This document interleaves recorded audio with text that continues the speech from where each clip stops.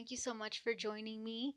For sure. Corina Avalos, the music and radio plug with Up in the Mix.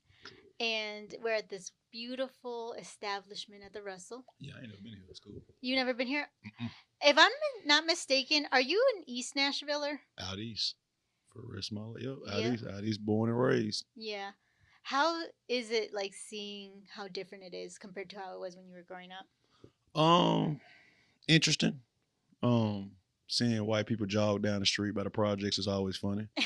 But it's it's growth. I mean, that's what life is about. It's about elevating things in life and stuff like that. Things can't stay the same forever, or they become stagnant and they die off. So I ain't really um I wish it'd be more open for the people that's from here and could have got more benefit from it as far as the new upkeep of the city and the new developments and stuff like that. But you live and you learn it, but it's plenty of money to be made right out here. So, you gotta keep going. Yeah. And so I know that you're very community For focused. sure. Yes, I really love that. Thank you. Yeah. And so you mentioned, I think I saw you're an entrepreneur. Yeah.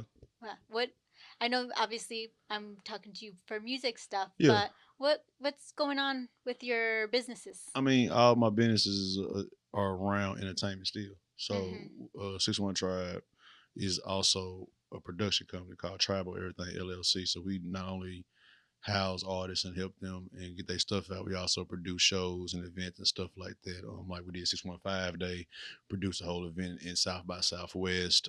We got another one. We next year will be more. That'll be on display a little more. Mhm. Um, I'm a part owner of a company called Beyond the Board, based out of Wyoming. Um, all the owners besides myself live in LA, but it's based out of Wyoming. Multimedia, kind of same thing, production, background scene type stuff that help things kind of get done. You know what I mean? I'm the big proponent of you don't have to know the owner of Pepsi, you know what I mean, type thing. So just if that's my background but people know me as an artist, I'm cool with that too. When they find out like, oh, I didn't know you did that too, and so it's always cool too. That's always like a nice little plot twist. So, I mean, yeah, and you're exactly right. We don't know or care about who the owner of Pepsi is. We Nah, just like the product. we just like the process. If I can just Right. help, you know what I mean, we can do that. But I think now is I'm a renaissance type guy. So Mhm. I feel like I can do everything that I want to do. So I mean I do graphics, I do like I don't just go in there into the booth and Mhm. spit ball and stuff like that. I'm really big on the full process of creation. Yeah. So Yeah. I think that being an independent artist has pushed you Yeah. to seek those skills Yeah, and I stuff. think and Yeah. we're in a time frame where everybody multifaceted. Mhm. So even being multifaceted is not a flex anymore. It's more of can you be efficient in your multifacetedness? Can you really get the job done and people really want you for what you say you do? Because it's a lot of people that can produce, rap, shoot the video and everything, but they may not have the other skill sets to get it out to the people. Yeah. And I think that's why I possess good. Yeah. And sometimes even just like you mentioned, it's not even because we want to. You kind of have to. It's imperative. Yeah, yeah. Yeah. You don't get a choice. Yeah, I Yeah. mean, we like even though it's labels here and it's stuff like that, it's one of the three biggest music places in the world. We know where it's geared towards. So because it's geared towards country music and stuff like that, anybody who doesn't do country, you have to kind of do it out yourself. There's no system for you in Nashville unless you create one. And that's kind of what we try to do is create a system for Yeah. hip hop and ways for that can get out to the forefront more. Yeah. And actually, speaking on that, I completely agree. I hope that that changes though, I think it because is. yeah, like, and so I actually saw a post that you made Mm. recently where you said that you hate when people say that Nashville doesn't have a culture Yes, I despise because it. that's not true. I agree. It's just that because they're on Broadway, they Yeah, haven't branched out. yeah. My thing is that I think Nashville's an implant city too, so people are coming from places that may in their mind have a richer culture, so they don't know where to find it or where it's located at. But it's really right in your face. Just you're not in this right circles, the right thing like that. What Mhm. the plan is to make is so big that you can't hide from it or you're gonna run into it regardless. And I think that's what people mean when they say there's no culture here, that you have to find it instead of it just finds you and you just run into it.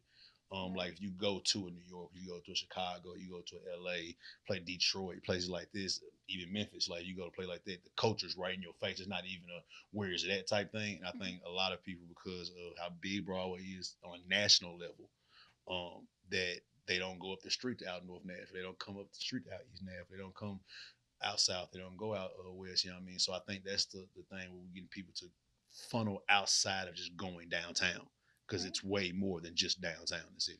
Yeah. No, Yeah, honestly.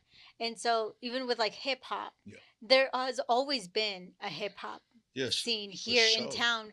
It's just like it's not in your face Yeah, it's like not in the your country face. music And back in the is. day, like we talking about Yeah. like the origins of like even like the like 80s and 90s and all that type of stuff. We had the ones like Pistol, Cool Daddy, Freshest, Blow Pop Crew. We had these people from Navy that were kind of making waves in the culture, but real life is happening. We caught was in the streets and stuff like that. Some people died, some all those type of things. So um, it stifled some things, and we always had our own sound. We always had our own Mm. aura about who we were, and it's just not. I think we're in a space where people are figuring it out and rediscovering it, and that's why it's a good time to be here. If you're not just doing country music, if you're in an alternative space, if you in rock, if you in hip hop, if you in whatever, Mhm. it's a great time because it's a reignited spirit in Nashville Yeah, I agree. for sure. We have a lot of we're stealing creatives from LA, New York, And everywhere. those and even those creatives that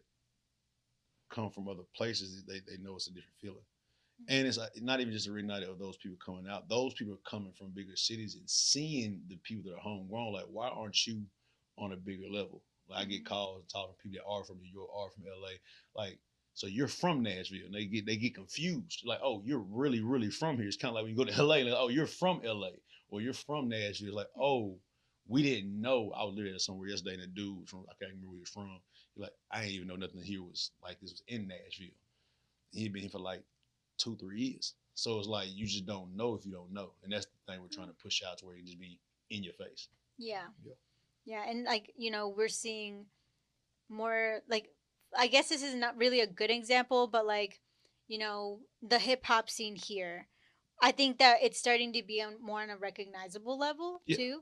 Starlito's album that just came yeah. out, like that's I see people that aren't even from Nashville posting And that. even the people, even someone who come from hip hop community that transition, like Jelly Roll.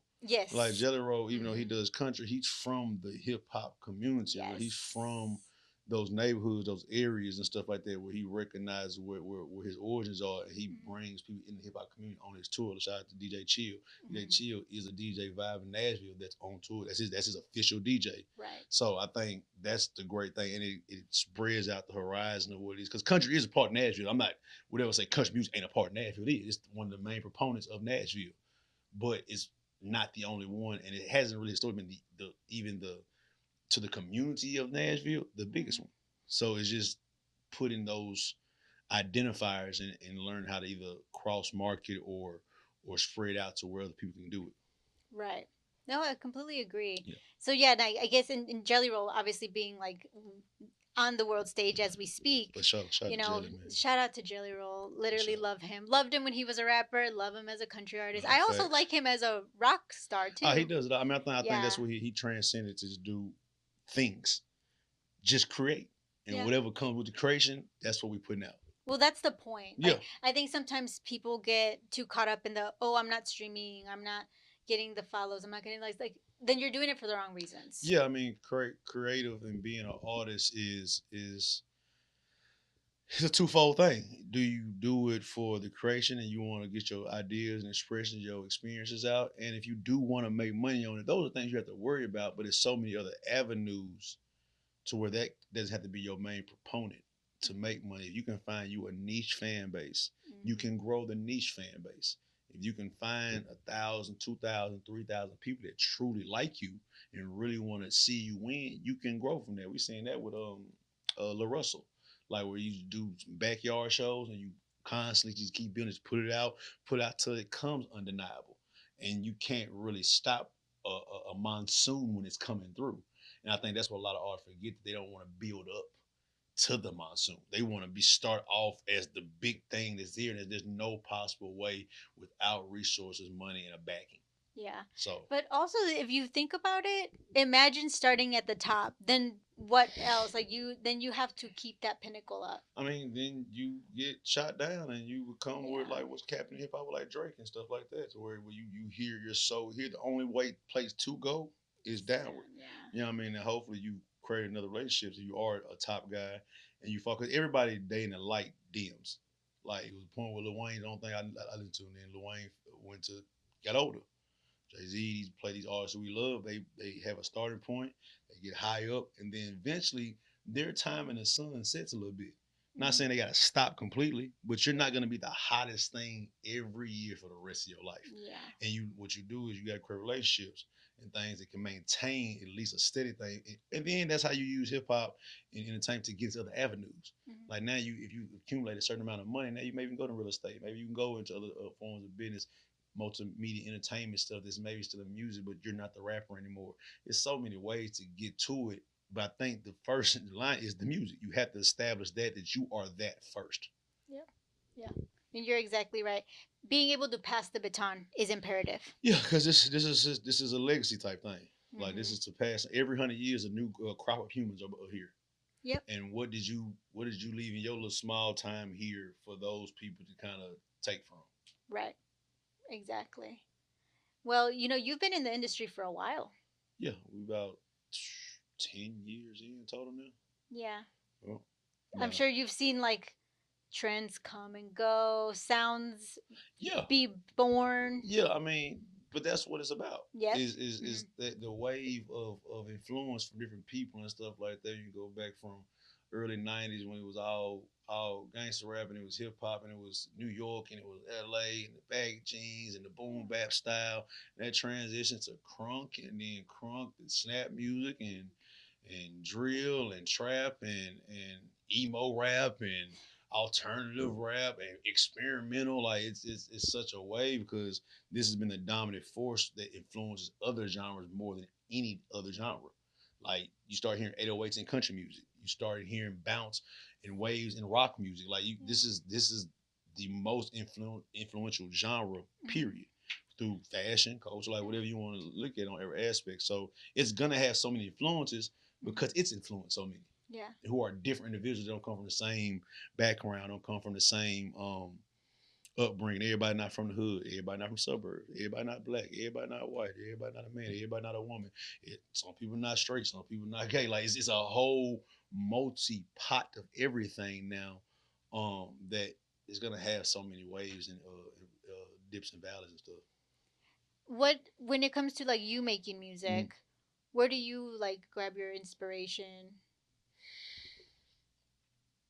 A little bit of everything. I mean, I'm a writer first, so I love to write. I love to come up with metaphors. I love to come up with things that you try not to hear and stuff like that. So that's I think the first base, and then is learn. Some dude told me a long time ago, OG the game. He was like, the best thing an artist can do is learn how to make their personal story blanket to where my personal story you can relate to. You can find and pull something from that. We're two different total. I'm a man, I'm black, I'm tall here, I'm from Nashville. We're two totally different people, but maybe I can say something that she can be like, oh yeah, I like that resonates with me. And I think that's the goal for me every time in music to make sure my personal story resonates with the national or the common person. Because everybody don't live my life. So I might have a niche person that identifies with me, but if I can make music that so broad but still personal, everybody can connect with it. I think that's something that a lot of people can resonate with you is how motivational you are. Like even just your song "Expect to Win." Yeah. I do think that's so important for people to have that mentality to wake up every day like I'm gonna win. Yeah, I mean, it Yeah. was it was a it was a mantra. Like before I made the album, it was a mantra that I see it on Twitter for I mean not Twitter but Instagram for like 3 years. It was a quote I said every morning: "Wake up every day and expect to win, and accept the wins. Never feel guilty because you're worthy." And that was a mantra. I just said it over and over. So when I took my quote unquote hiatus, I didn't drop an album for like 6 years. So when I took a hiatus, that's all people saw with me do that. and of course I did features and I did some of the small stuff here and there. But when it was time to come back for an actual album, it's the only thing that made sense was to keep the mantra going and be cool about it. Like I didn't want it even to be a extra serious album. I didn't want it to be it's motivational on there, but also it's bops on there. I want you to be able to ride to it. I want you to be able to kick it with it. I want you to be girls to be able to dance to it and stuff like that as well. So we kind of made a medium of motivation and let's have fun. Yeah. Let's talk a little shit too. Let's get not bad. We've done some things, lad. That we've grown and we've become something different. You know what I mean? So it was also the album from like the cocoon to the butterfly type feel. Yeah. Was that the album that Smokey participated on? Yes, yeah. He Gotcha. had like 4 to 6 on there. Yeah. And I think 12 records on, so almost half the album he helped produce. He's on the next EP that's dropping on September 3rd as well. Mm-hmm. He got like 3 or 4 on there as well. So that's my boy. Coach Smoke. Players Coach Smoke. That's what we do. That's family right there. Mm-hmm. So yeah, that's it was fun doing Creighton that and getting those beats and having fun with those records and stuff. So yeah. Yeah. I heard a snippet that you shared yesterday with the 6-1 Tribe. You have a yeah. The country record. Yeah, that's funny with my country music. 6-1 Tribe and Danny Stevens, Aslan who did strings, he did guitar. Danny Stevens wrote and sung on there as well. And it's me, um, Evan Gray, myself, and Trip God for real, and co-produced by Aaron Dethridge and Amir Blade. It was recorded at the East Side Manor Studios, our kind of headquarters where we record at, and yeah, this is fire. Like, I mean, just the snippet alone, I was like, okay. Yeah, this is gonna be fire. We think we're gonna. It drops tomorrow. Mm-hmm. Whenever this airs, August 30th. It should be out by the time this airs, obviously. But yeah, man, like it's really was a fun record. I wrote my verse when I was in California on the beach. I was running the beach and it just started coming to me. I was hitting the beach and stuff, and I'm excited about this. We shooting some content, videos, all that type of stuff, kind of really roll it out the right way and stuff like that. So I'm excited about it. Everybody killed it. And we're gonna work with Danny more. Danny's fun to work with, good guy. You know what I mean? That's my biggest thing with this industry. Like, people is cool. Like, talent don't buy relationships. You can be super talented, but if you an asshole, if you ain't a good person, especially in this day and age. Maybe you could have got away with being like that in the early 2000s and stuff like that in the 90s, but these are times of the truth. If you bad people, we just can't even do business. Can't even be creative together. The industry is so small. I always tell people, like, even if you don't vibe with everyone, because you're not going to, no, you should still always have grace. Because you don't know that you might be in the same room again, and you don't ever want to give that person that satisfaction to be like, oh, that person's crazy. Like, I mean, because it's like you said, it's based off that because everybody position changes this game too. So if you try to, you know what I mean, shit on somebody because they're in a lower position, whatever you at, you don't know what they're gonna be in 3 years. You don't know what's gonna happen. You know what I mean? And I think you're not gonna be friends with everybody. I don't think there's no possible way. If you're friends with everybody, you're lying. Yeah. You're being fake. If you're friends with everybody, you being fake. But you can be cordial. You can be cordial and respectful to everybody because this is a like I said, it's a small industry. It's a finite group. Everybody who makes it to a certain level in this industry is special. Yeah. Because it's billions of people in the world. And it's probably only thousands of successful people in the music industry. It's millions of people make music. Mm-hmm. But it's probably only thousands. And that sounds like a lot of number, but when you compare it to the amount of people in the world, it's not. It's a very small group. And that person knows that person, and that person knows that person, and that person knows that person. Right. And your reputation starts to become that of a negative and a hard to work with and not adjustable and all these type of things. Yeah. You start getting less called, but they don't even want your money. They don't want you to, like, I'll pay. You cool. Yeah, no, I'm a firm believer that I always say not everybody's money is good money. No. You got to know your peace of mind. You're like, yeah, everything ain't worth it. You know what I mean? You got to understand it. And everything ain't for everybody. So every opportunity that you want to go after may not just be for you. Yeah. Not a bad opportunity. You not bad. It just don't fit your puzzle piece. Yeah. And I think certain artists got to realize it's okay to say no to things. When we first start, you want to say yes to everything Yeah. because you're trying to get your face out there. But after a while, you got to realize it's okay to say, hey, no, I can't do that. Yeah.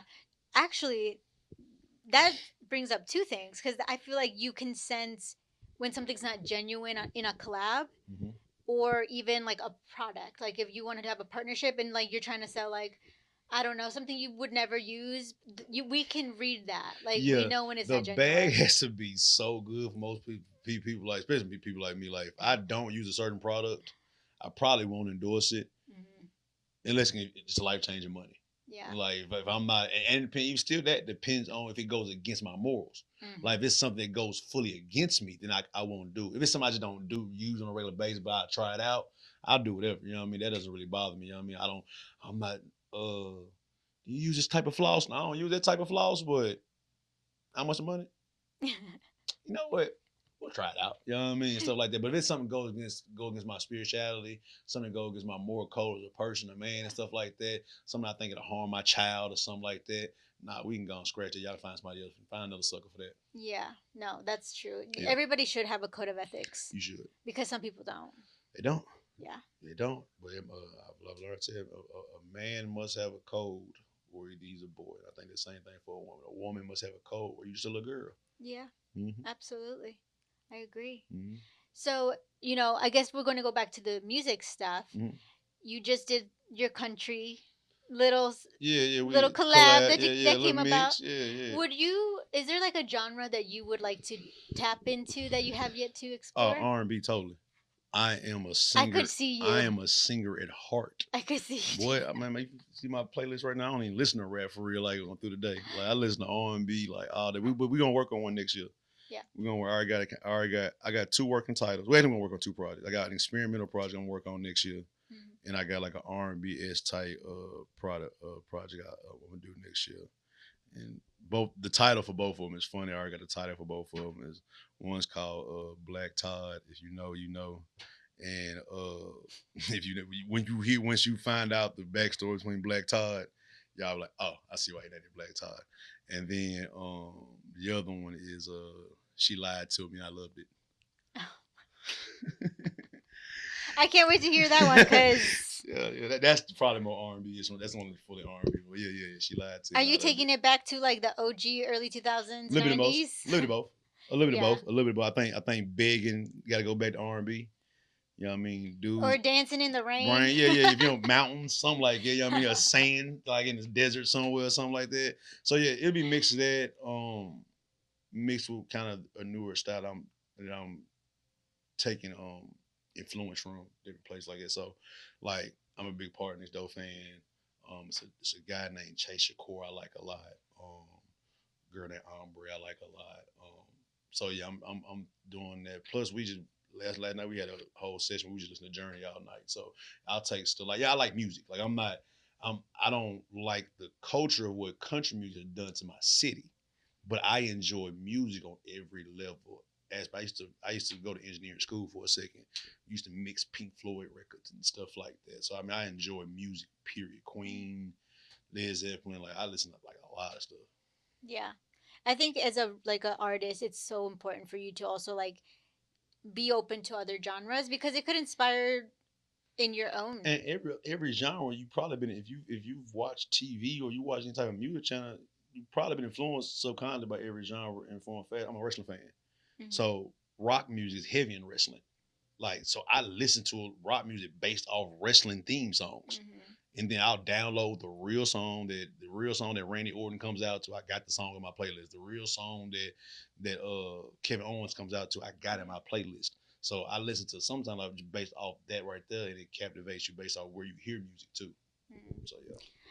You brought up wrestling. Yeah. So I imagine you've been a fan. So you were a fan from WWF? Yes, I was a kid. I ain't never stopped. And it's Tennessee. Like a lot of Tennessee. Like Tennessee TNA started in Nashville. Memphis is a big wrestling culture.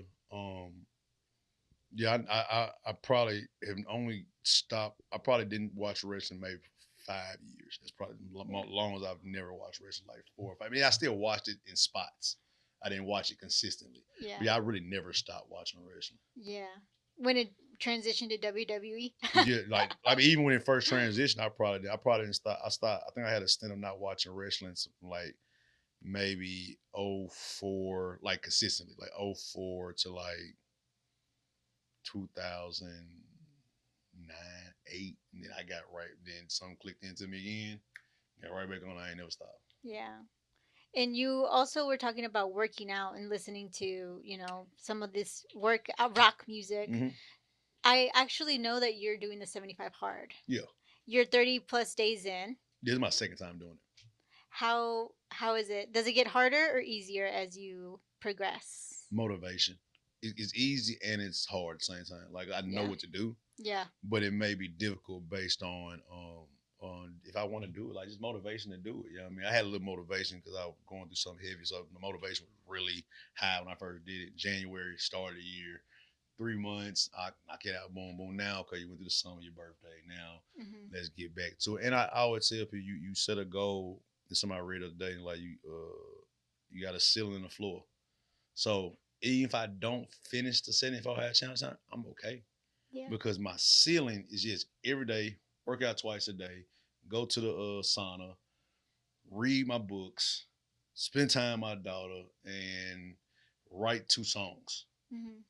If I don't do that, my floor minimum is get a workout in, Mm-hmm. spend time with my daughter, write a verse. Yeah. If I do that, I accomplish something.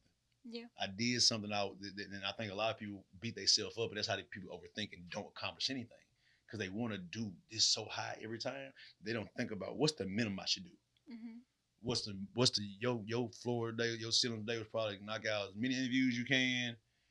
Go to the gym, work out a little bit, spend time whoever you need to spend some boom. But only you got to do these interviews and go get some good lunch. Yeah. That's the floor. At least you did something. Yeah. Maybe you didn't go to the gym and do 2 hours. Maybe you walk for a mile. That's the floor.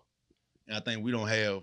That's where people beat themselves up so much. They don't set their floor first. Yeah. To get to their ceiling. Right. Yeah. And I mean, that's a beautiful way to look at it. And I mean, just from like what I've gathered as someone that needs to work out for my mental health, have you noticed when you do 75 hard that it helps with focus, motivation? Yeah, I mean, I think going to the gym in general is therapy. So Yes. it's a therapeutic release regardless. I mean, that and plus what you eat.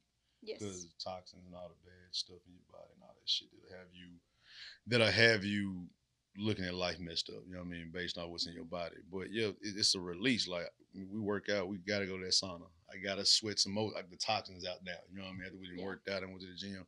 Yeah, if I get in the morning, 7:30, 8 o'clock, go straight to that gym, I can start my day. Yeah. If I don't do nothing else, I did something. Yeah. And it helps hear like focus, thought processes, and I design the merch sometimes, and I do like I said, range albums, and I do of course, writing music, and still got to be a dad. Still got people call to me for other stuff, but I take care of people in real life. So, I gotta have focus. That's the reason I started losing weight because I looked around in my life and I was like, everything else matched except my weight. You got a crib, couple cars, you're progressing in life. Things are going up. The bank account is getting what it needs to get to and all those type of things. But this got to go because you are not a reflection of who you really are looking like this. Not just because and not just because health reasons. I tell people, find your reasons. If you got some vanity reasons, better find it.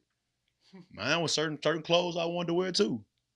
Certain, in the sexual component of life, I want to look good doing that too. Yeah, it was for a few things. You know what I mean? So on top of, I want to be for my daughter. On top of that, but you got to find a little vanity in it to motivate you. Then do it. Yeah. Ain't nothing wrong with that. Yeah, that's true. Have a little comparison. Look at a wall who you want to look like, or like the body type you trying to go for and stuff like. Ain't nothing wrong with that because whatever you do to motivate you, that's what motivates you. And then it helps you get discipline. When you ain't motivated, you got discipline. And that's probably the hardest thing. And you shoot in the dark. So if you have something that you can aim at, that's what stops a lot of people. Yeah. Shooting in the dark. They're just going. They don't. But the hardest part of going to the gym is going. Yes. The hardest part of go to the gym. Walk in. If your ass just stay there for 10 minutes, Tomorrow, try to stay for 11. Yeah. And then the day after, stay for 12. Eventually, you'll be there for 2 hours. Yeah. You'll be there for an hour and a half, and you'll be looking at you like, oh, shit, this ain't. Then it becomes addictive because people are addicted to the results. So it's not fun at first. It's gratifying. Yes. So when you have to get the result, once you get gratified, you start seeing some muscles playing, some things get trimmed, people compliment you in a certain way and stuff like that. You ain't never want to stop that. Yes. Nah, you ain't gonna want to stop this. It's the human ego. We ain't even want to stop that. Honestly, truly. Once person might say, Slab, you looking real. I ain't know you like a whole different person. I ain't know you was even, oh, I see, oh, you got your legs out. Hey, feeling good. Feeling good. Let's do it. Yeah, and now we're trying to get some more. Now we're trying to get the 6-pack stats. Now we're trying to get to, you feel all that. Yeah. Are you going to be done with 75 Hard by the time you have your show in October? Oh, yeah, I'm getting drunk. You're getting drunk? Yeah, come drunk. Yeah. I mean, it's exciting. And we got shows in November. Yes. So we got shows in November as well. Like so October's Twister. Yes. Open up for Twister. We just did Project Pat a couple months ago. This is gonna be real fun. So yeah. But Sunday on September 1st we got a show, like a backyard, like a La Russell type show. With Chuck Indigo, Shrames, 30 Sales, Peso Tax, and myself. Then we doing a show at the NEMA Awards, 15th annual NEMA Awards. We also nominated, 6-1 Tribe nominated for Best Rap Hip Hop Group. I'm nominated for Grind of the Year. Then we do New York in November. I can't tell too much about New York yet, but we're doing it though. We're doing New York in November, and then we're coming home to do another show November 16th. And those details will be out soon, but yeah. So it's like you're closing out the year on a bang, and right in time for the grub. Yep, right in time for the holidays. Yeah. I'm done. As soon as that, because the music industry shuts down anyway. Yes. The industry shuts down by December 15th, 16th, somewhere around that time. Yes. People at the office, it's skeletons in most labels and media rooms and stuff like that. Everybody during holiday and going to spend time with family. I mean, the Christmas albums start coming out in October, so. I mean, no, you mean Mariah Carey season starts coming out in October. That's what you mean. Mariah Carey season starts in October. That's what's gonna happen. As soon as Halloween over with, Mariah Smith, I smell Mariah Carey. It's like October 31st, 12 o'clock. You start hearing faint sounds, you know what I mean? Mariah Carey. You start hearing that real high stuff right there, real thing. You know what I mean? And prayers out to Mariah Carey too. Yes. With her mom and sister and stuff. But yeah, I think that's we do that, close it out. See y'all 2025. Heck yeah. Well, I appreciate you, G, for coming by to talk to me. Appreciate you. Your girl, Corina Avalos, your music and radio plug with Up in the Mix.